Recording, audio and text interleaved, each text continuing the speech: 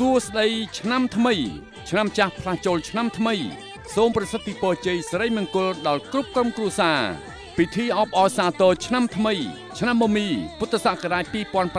2569ឈៀងចូលពុទ្ធសករាជ2570រដ្ឋបាលរាជធានីភ្នំពេញបានសហការជាមួយសហភាពសហព័ន្ធយុវជនកម្ពុជារៀបចំព្រឹត្តិការណ៍នគរសង្ក្រាន្តឆ្នាំ2026នៅរាជធានីភ្នំពេញដើម្បីលើកដំកើងអត្តសញ្ញាណវប្បធម៌ប្រពៃណីជាតិខ្មែរបំផុសស្មារតីឯកភាពជាតិសាមគ្គីភាពការរួបរวมជាតិខ្មែរលើកដំកើងផលិតផលក្នុងស្រុកនិងជំរុញចលនាសេដ្ឋកិច្ចជាតិព្រឹត្តិការណ៍នេះនឹងប្រារព្ធឡើងចំនួន6ថ្ងៃចាប់ពីថ្ងៃទី14ដល់ថ្ងៃទី19ខែមេសាឆ្នាំ2026នៅទីតាំងសំខាន់ៗរួមមានរមណីយដ្ឋានប្រវត្តិសាស្ត្រវត្តភ្នំ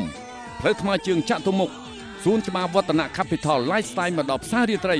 បរិវេណសួនច្បារវត្តបទុមវតីបាសាក់ឡែននិងបរិវេណផ្សារទូទំពូងផ្លូវលេខ155ព្រឹត្តិការណ៍នគរសង្ក្រាន្តឆ្នាំ2026នេះមានការរៀបចំកម្មវិធីជាច្រើនរួមមានការតាំងពលិកាពិធីសង់ព្រះពុទ្ធរូបកម្មវិធីភូមិវប្បធម៌កម្មវិធីអុកចត្រង្គកម្មវិធីពិព័រណ៍ក្បួនដង្ហែនគរសង្ក្រាន្តការសម្ដែងទស្សនីយភាពសិល្បៈរបាំបុរាណរបាំប្រពៃណីការលេងល្បែងប្រជាប្រិយដែលជាកេរដំណែលដូនតាខ្មែរយើងនិងកម្មវិធីសប្បាយៗជាច្រើនទៀតបន្ថែមពីលើនេះព្រឹត្តិការណ៍នគរសង្ក្រាន្តឆ្នាំ2026គឺមានកម្មវិធីជាច្រើនដែលផ្សារភ្ជាប់នគរសង្ក្រាន្តទៅកាន់បងប្អូនជនភៀសសិកវរៈកងទ័ពនិងវរៈនគរបាលជួរមុខដ៏អង្អាចក្លាហានរបស់យើងផងដែររួមមានកម្មវិធី10000ក្រមានិងបានជូនពរដើម្បីវរៈកងកម្លាំងជួរមុខតោះមួយឆ្នាំមានម្ដងកុំភ្លេចចូលរួមព្រឹត្តិការណ៍នគរសង្ក្រាន្តឆ្នាំនេះទាំងអស់គ្នា